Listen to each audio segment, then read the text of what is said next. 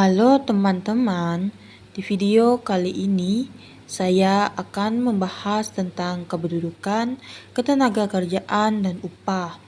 Topik ini sangat penting karena berhubungan langsung dengan kehidupan sehari-hari, terutama dalam hal pekerjaan dan kesejahteraan masyarakat.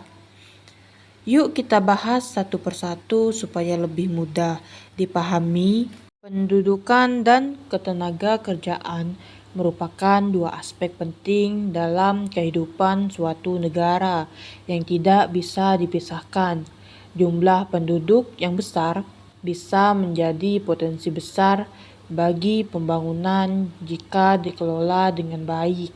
Namun, jika tidak diimbangi dengan ketersediaan lapangan kerja, justru dapat menimbulkan berbagai masalah sosial seperti pengangguran dan kemiskinan. Oleh karena itu, memahami hubungan antara kependudukan dan ketenagakerjaan menjadi sangat penting, terutama dalam melihat bagaimana suatu negara berkembang secara ekonomi dan sosial. Dalam kehidupan sehari-hari, kita bisa melihat bagaimana banyaknya jumlah penduduk mempengaruhi persaingan pasar, tingkat upah, hingga kualitas hidup masyarakat secara keseluruhan. Selanjutnya ada kependudukan. Kependudukan adalah segala sesuatu yang berkaitan dengan penduduk, mencakup aspek yang mempengaruhi kehidupan kita sehari-hari, baik dari segi jumlah, struktur, persebaran, maupun pertumbuhannya dalam suatu wilayah yang terlihat dalam data dan grafik pendudukan. Kependudukan tidak hanya berbicara tentang berapa banyak jumlah penduduk, tetapi juga bagaimana kualitas hidup mereka, seperti tingkat pendidikan, kesehatan, dan kesejahteraan. Dalam ilmu ekonomi dan sosial, kependudukan menjadi salah satu faktor utama yang mempengaruhi pembangunan. Negara dengan jumlah penduduk besar memiliki peluang besar untuk berkembang, tetapi juga menghadapi tantangan yang tidak kecil dalam menyediakan kehidupan bagi seluruh masyarakatnya.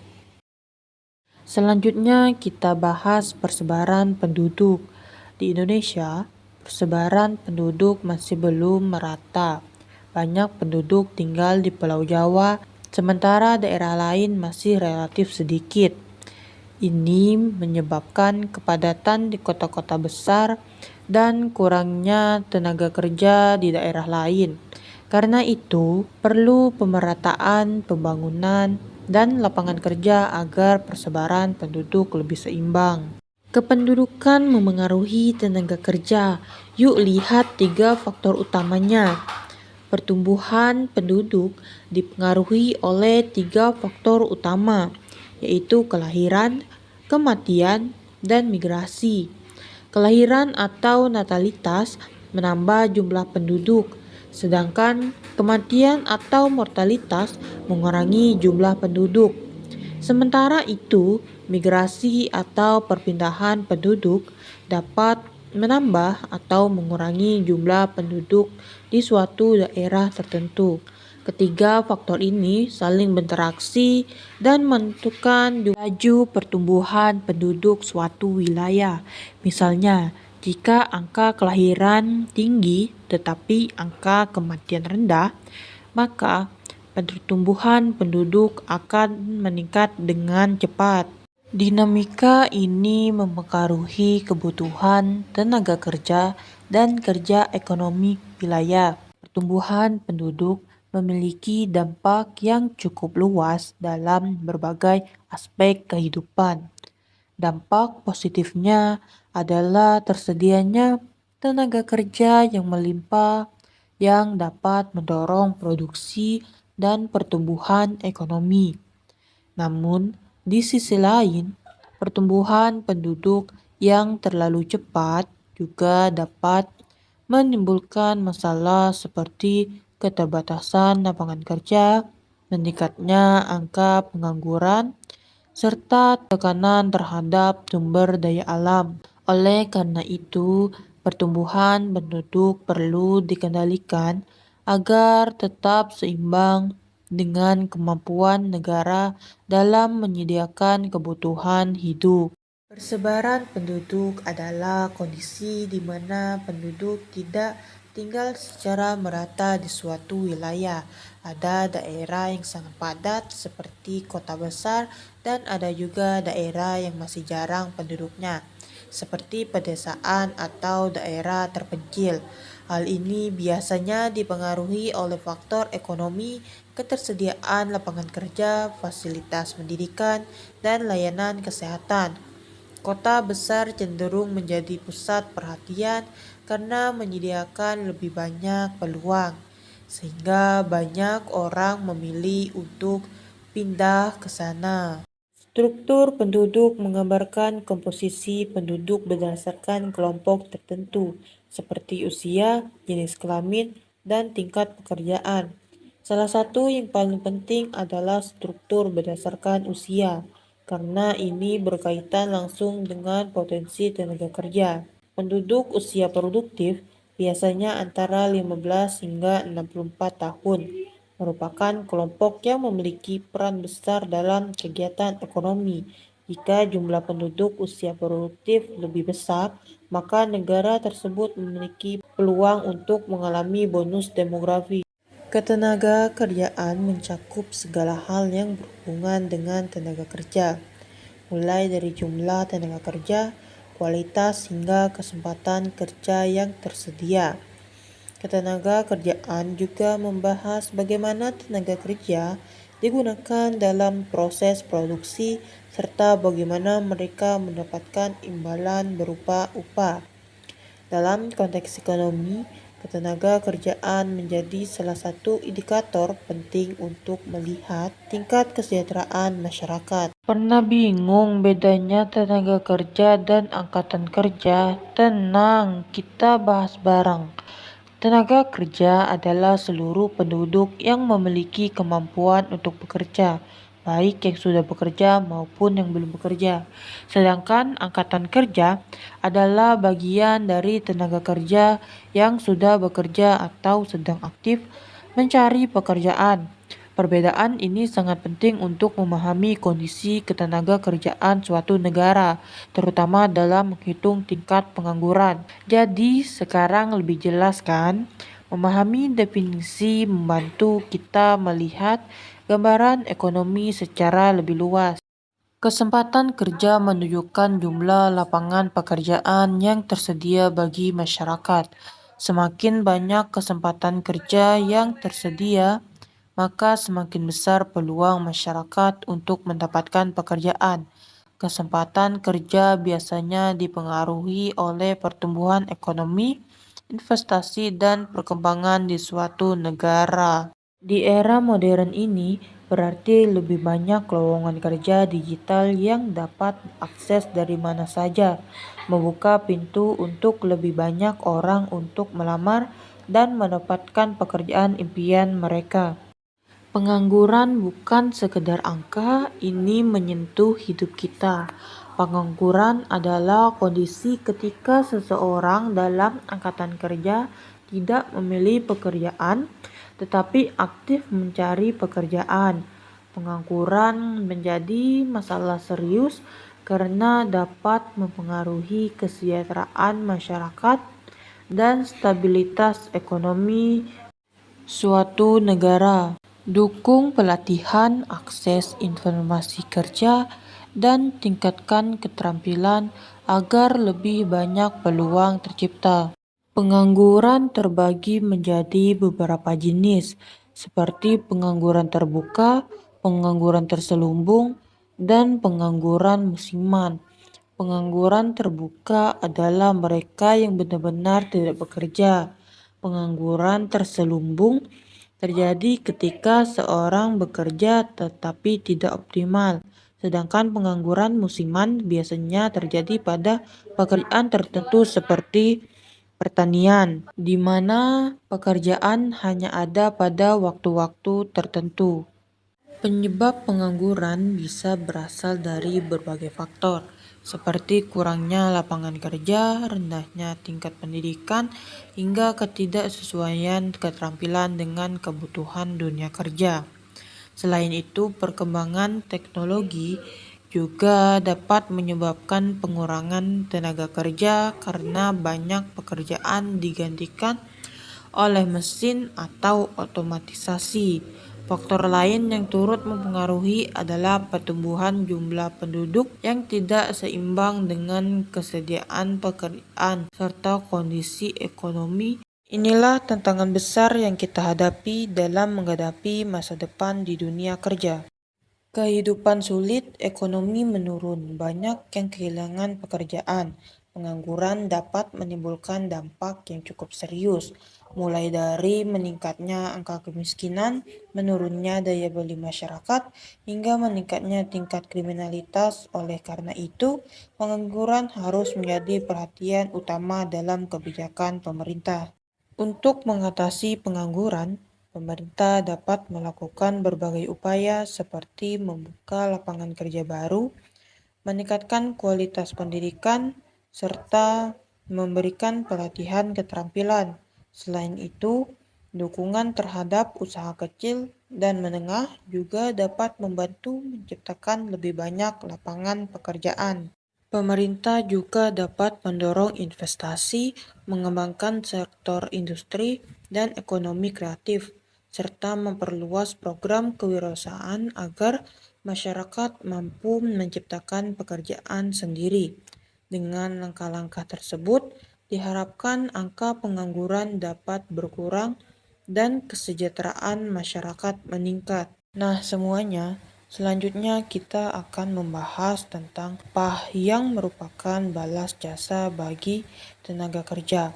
Secara sederhana, upah adalah balas jasa yang diterima oleh tenaga kerja atas pekerjaan yang telah mereka lakukan. Upah biasanya diberikan dalam bentuk uang dan menjadi sumber utama pendapatan bagi pekerja untuk memenuhi kehidupan sehari-hari. Dengan upah ini, mereka bisa memenuhi kebutuhan hidup sehari-hari seperti tempat tinggal, makanan, dan transportasi. Jadi upah bukan sekedar angka di rekening, tetapi pondasi penting untuk menjalani kehidupan. Itulah pengertian upah dalam konteks kependudukan dan ketenaga kerjaan. Sistem upah dapat dibedakan menjadi beberapa jenis, seperti upah berdasarkan waktu, hasil kerja, dan sistem borongan. Pertama, upah berdasarkan waktu. Di sini jumlah gaji Anda ditentukan oleh lamanya waktu yang Anda kerjakan. Kedua, upah berdasarkan hasil kerja. Sistem ini menghubungkan pendapatan Anda langsung dengan seberapa banyak hasil yang Anda capai. Yang ketiga, sistem borongan yang mirip dengan hasil kerja, di mana upah ditentukan oleh jumlah pekerjaan tertentu yang telah selesai. Pemilihan sistem upah biasanya disesuaikan dengan jenis pekerjaan dan kesepakatan antara pekerja dan pemberi kerja. Pernahkah kamu berpikir kenapa meskipun gaji naik, rasanya kekurangan tetap sama? Yuk kita bedah jenis-jenis upah ini. Yang pertama ada upah nominal, yaitu jumlah uang yang diterima pekerja secara langsung. Ini adalah angka yang tertera di selip gaji kamu. Kedua, upah real, yaitu kemampuan dari upah tersebut untuk membeli barang dan jasa. Ini yang menentukan seberapa banyak kamu bisa mendapatkan dengan gaji tersebut. Jadi, meskipun upah nominal tinggi, kalau harga kebutuhan juga tinggi, maka upah real bisa saja rendah. Itulah yang disebut inflasi menggerus daya beli. Jadi, sekarang kamu sudah tahu perbedaannya. Penting kan untuk melihat bukan cuma angka gaji, tapi juga daya belinya. UMR itu apa sih? Yuk 1 menit kita bahas. Upah minimum atau UMR adalah batas terendah upah yang ditetapkan oleh pemerintah untuk melindungi pekerja agar tetap mendapatkan penghasilan yang layak. Penerapan upah minimum biasanya mempertimbangkan kebutuhan hidup layak dan kondisi ekonomi. Intinya, UMR hadir sebagai payung hukum agar gaji tidak jatuh di bawah standar layak. Setuju atau ada pendapat lain? Yuk ajak temanmu untuk diskusi. Ada juga faktor-faktor yang memengaruhi besar kecilnya upah. Pertama, tingkat pendidikan dan keterampilan. Semakin tinggi pendidikan dan keterampilan seseorang, biasanya semakin tinggi upah yang diterima. Kedua, jenis pekerjaan.